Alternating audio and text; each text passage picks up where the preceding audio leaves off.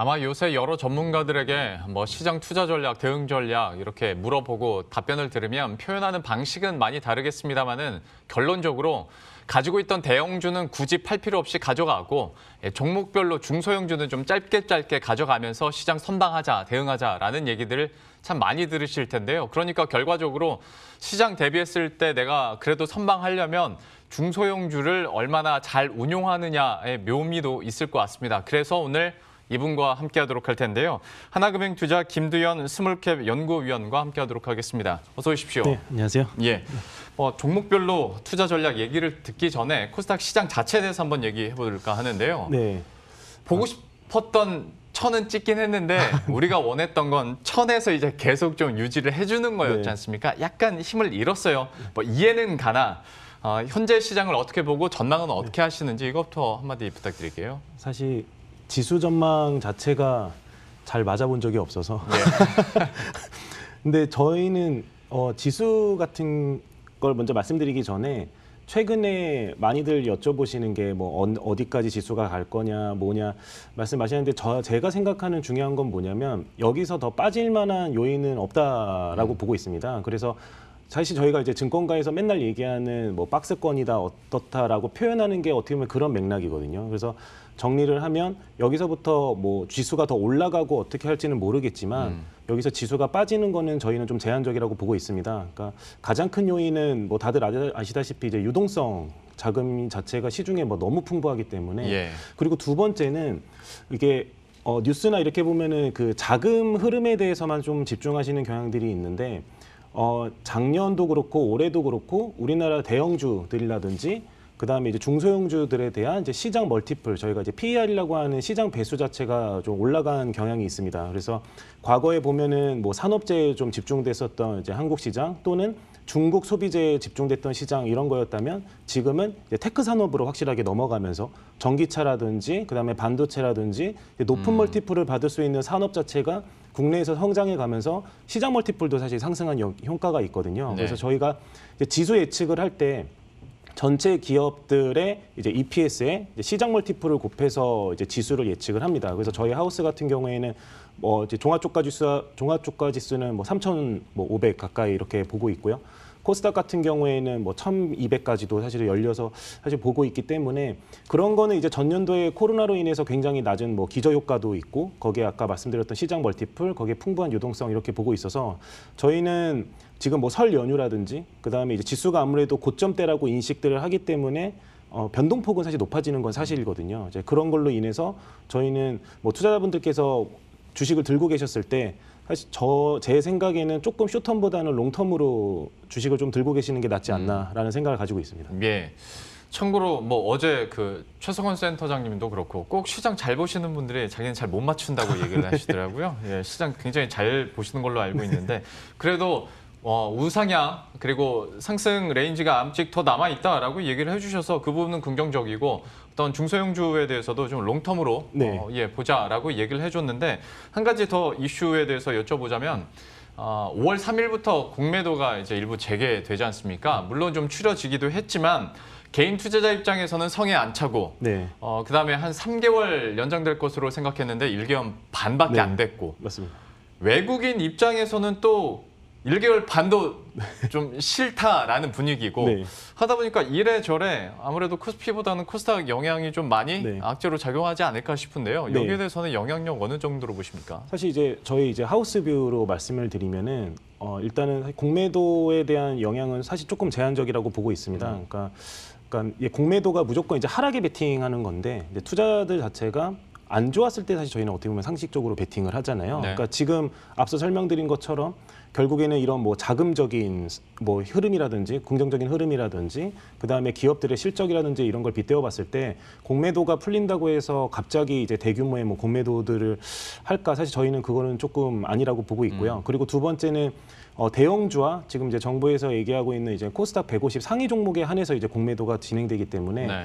그렇게 본다면은 저희는 차별적으로 코스닥 150 이후에 어떻게 보면은 좀 세컨더리 마켓이죠. 그런 쪽에 있는 종목들이 상당히 좀 수익률을 많이 낼 수 있을 거라고 보고 있습니다. 그래서 예. 뭐 한 가지 아이디어로 과거에 보면 이제 MSCI라든지 그런 지수 편입에 대한 종목들, 그러니까 어떻게 보면 시가총액이랑 그다음 유동성 비율이 높은 종목들이 좀 타겟으로 저희는 좋게 봤다면 지금은 이제 그런 종목들보다는 어떻게 보면은 마이크로 종목이라든지 조금 시가총액이 낮은 종목들 딴에서도 사실 수익률을 충분히 낼 수 있는 기회가 될 거라고 보고 있습니다. 그러면 코스닥 150 밖의 종목들도 다 커버를 하십니까? 네, 저희는 코스닥 150 외에도 종목들 커버하고 있습니다. 그러면 아예 그냥 리스크 관리를 하는 차원에서 애초에 그냥 코스닥 150 밖의 종목들을 노려보는 것도 나쁘지 않다. 네. 그래서 오늘 뭐 이따 설명드리겠지만 소개해드릴 종목, 추천드릴 종목도 코스닥 150에는 포함되어 있지 않는. 그래요?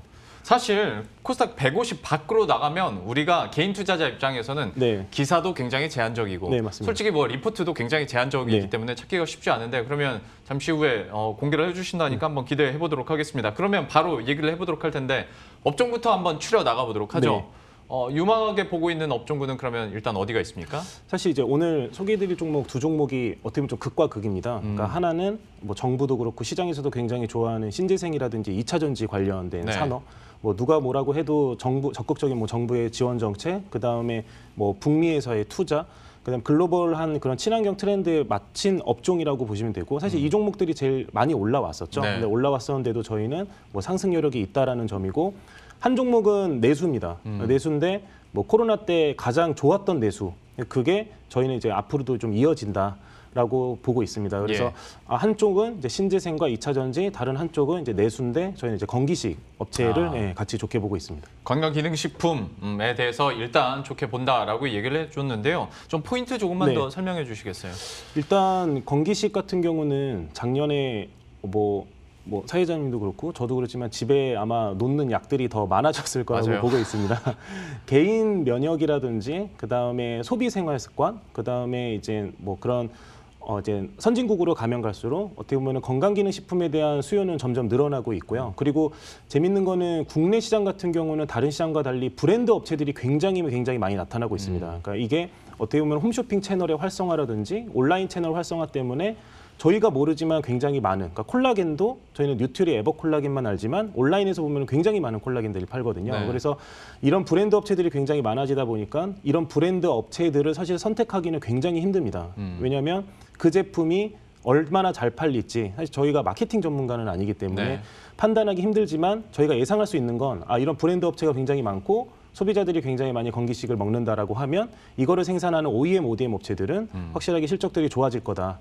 결국엔 작년에 이제 코로나 때도 내수주들이 사실 별로 좋지는 않았죠. 이제 그럼에도 불구하고 이제 건기식 관련된 업체들은 굉장히 좋은 주가 흐름을 나타냈고 작년에 좋았던 그 흐름이 올해도 저희는 뭐 당연히 이어질 거라고 보고 있습니다. 그래서 건기식 업체들을 좀 집중해서 보자. 네, 그리고 특이한 게 참 여기 한번 먹기 시작하면 네, 그렇죠. 계속 먹게 돼요. 네.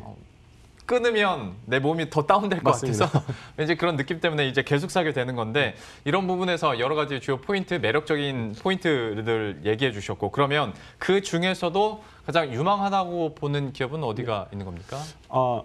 저는 이제 그 코스맥스 MBT라고 하는 종목을 말씀을 드릴 텐데요. 네. 아까 제가 처음에 시장에서 조금 뭐 연결해서 말씀을 드리면 시장이 굉장히 사실 주가 지수가 오르지 않았고 확실하게 강세장이다. 그러니까 예를 들어서 종합 주가 지수 기준으로 했을 때 코스닥 지수로 했을 때 지수대가 만약에 7, 800대라고 하면 그 시장에 있어서는 대장주를 사실 추천드리는 게 맞다라고 보고 네. 있는데요. 지금 지수가 이제 900에서 1000대 왔을 때는 대장주 같은 경우에는 굉장히 주가가 높은 상황이기 때문에 대장주 이퀄 시장 멀티플을 굉장히 올려놓은 상황이거든요. 그래서 제가 좋아하는 종목 이제 피킹 방법은 이제 세컨티어 업체들이 이제 퍼스트티어까지 갈 수 있는 이제 그런 업체들을 보고 있습니다. 그래서 코스맥스 MBT 같은 경우는 국내에 제일 많이 알고 계신 분들은 아마 노바렉스, 그다음에 서흥, 그다음에 뭐 이렇게 관련된 업체들, 그렇죠. 콜마 B&H 이렇게들 알고 계실 텐데 MBT 같은 경우에는 작년에도 상반기에 거의 100% 가까이 성장을 했었고요. 이 회사의 특징은 내수는 되게 잘하지만 해외 쪽이 사실은 조금 계속 주가를 발목을 잡았다. 그러니까 실적을 계속 발목을 잡았던 요인이었는데 작년도 코로나로 인해서 전 세계적인 사실 건강기능식품의 좀 붐이었다고 보셔도 됩니다. 그래서 해외 시장, 해외 뭐 이런 법인들 자체가 조금씩 턴어라운드 되는 모습을 보고 있어서 그게 올해는 좀 원년이 될 거라고 보고 있습니다. 그래서 예. 저희는 2위 업체라고 사실 말씀드리진 않지만 주가가 제일 안 올랐던 그리고 밸류에이션 매력이 있는 코스맥스 MBT 추천드립니다. 코스맥스 MBT 추천을 해주셨는데 혹시 여기 그러면 실적 부분은 좀 네. 어떻게 변화가 있습니까? 작년 이전에 보면은 그 코스맥스 MBT는 이제 별도하고 해외하고 나눠져 있어서 이제 예. 별도 같은 경우에는 이제 국내라고 보시면 되고 이제 해외 같은 경우에는 미국과 호주, 중국 이렇게 기타 지역들이 있습니다. 그래서 2019년도까지 MBT가 굉장히 적자를 많이 냈던 요인이 해외 법인 자체가 어떻게 보면 가동률이 좀 저하다 보니 고정비가 많이 나가게 된 거죠. 네. 그게 2020년도에 이제 턴어라운드를 하기 시작했습니다. 연결 시작 기준으로 턴어라운드를 했고요. 지금 보면은 이 회사의 가장 큰 투자 포인트라고 저희는 보는 게 미국 법인의 매출 증가 부분입니다. 그러니까 이 미국 법인 같은 경우는 분기로는 한 170억, 180억 정도 매출이 나오면 BEP 매출이 나옵니다. 제가 이걸 왜 말씀을 드리냐면 미국 법인만 연간 200억 정도가 적자가 나오거든요. 그래서 미국 법인에서만 그런 BEP 포인트만 온다라고 하면 거의 뭐 200억 자체가 이익헤드가 되는 효과가 있기 때문입니다. 그러겠네요. 그래서 작년도 4분기 기준으로 거의 100억 육박한 분기 매출이 나왔기 때문에 2021년도 상반기 내로는 저희는 뭐 BEP 매출 가능하다라고 보고 있고요. 그런 관점에서 봤을 때 이제 저희가 이제 커버 종목에서 실적을 같이 말씀드리면 뭐 200억 초반대까지 영업이익을 충분히 낼 수 있다. 그럼 지금 현재 PER 기준으로는 거의 뭐 9배에도 채 안 되는 국면이어서 건강기능식품 관련 업체들의 시장 멀티플이 한 15배, 16배 정도로 형성이 돼 있습니다. 그래서 예. 상당히 저평가라고 보고 있습니다. 예, 코스맥스 MBT 얘기를 해주셨고요. 살짝 속도를 좀 내야 될 것 같습니다. 앞에서 이제 2차 전지와 신재생이라고 네. 운은 띄워주셨으니 그러면 그 중에서 어떤 종목입니까? 사실 이제 2차 전지 관련돼서 뭐 양극재 관련된 소재업체라든지 뭐 여러 가지 종목들이 많지만 제가 이제 MBT를 접근하는 것처럼 기존 제가 말씀드린 업체는 이제 이렌텍이라고 하는 종목인데요. 네. 이 업체 같은 경우는 다들 아시는 거는 그냥 휴대폰 케이스 만드는 업체다라고만 알고 계십니다. 근데 하지만 이 회사 원래 업 자체는 이제 배터리팩을 만들던 회사고요.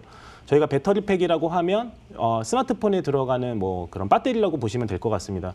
예전에 양극재 업체들 같은 경우도 시작은 휴대폰에 들어가는 사실 소재를 베이스로 했었고요. 네. 이 회사 같은 경우도 이제 노트북과 스마트폰에 집중됐던 이 배터리팩이 이제 중대형으로 넘어간다. 중대형이 ESS양으로 나가는 배터리팩. 그래서 신재생의 사실은 필수적인 품목이라고 저희는 보고 있어서 이런 관련된 ESS 관련된 수주에 저희는 좀 집중할 필요가 있다라고 보고 있습니다. ESS 관련해서 다시 한번 포인트를 짚어주셨고요. 이렌텍 두 번째 종목으로 추천을 해주셨습니다. 재미삼아 그리고 앞에서 이제 코스닥 150 밖에 종목들도 이제 커버하신다고 해서 검색해봤더니 각각 코스닥 602와 459위. 예. 전략은 확실한 것 같습니다. 리스크는 최대한 줄이되 가고 있는 종목들을 계속 보자. 실적 턴어라운드 기대감, 그리고 정부 정책에 대한 기대감, 그리고 신재생 에너지에 대한 기대감들로 이제 두 종목 한번 추려봤습니다. 하나금융투자 김두현 스몰캡 연구위원과 함께했습니다. 오늘 말씀 고맙습니다. 네, 감사합니다. 예, 그럼 저희도 여기서 인사드리도록 하겠습니다. 시장 좀 힘이 빠지고 있죠? 여러분들은 그래도 계속 힘내셨으면 좋겠고요. 좀 힘내실 수 있도록 빨간 상승의 맛 2부에서 전략 가득 준비했으니까요. 끝까지 함께해 주시기 바랍니다. 저희들은 내일 이 시간에 또 새로운 전략 들고 다시 찾아뵙도록 하겠습니다. 시청해 주신 여러분 고맙습니다.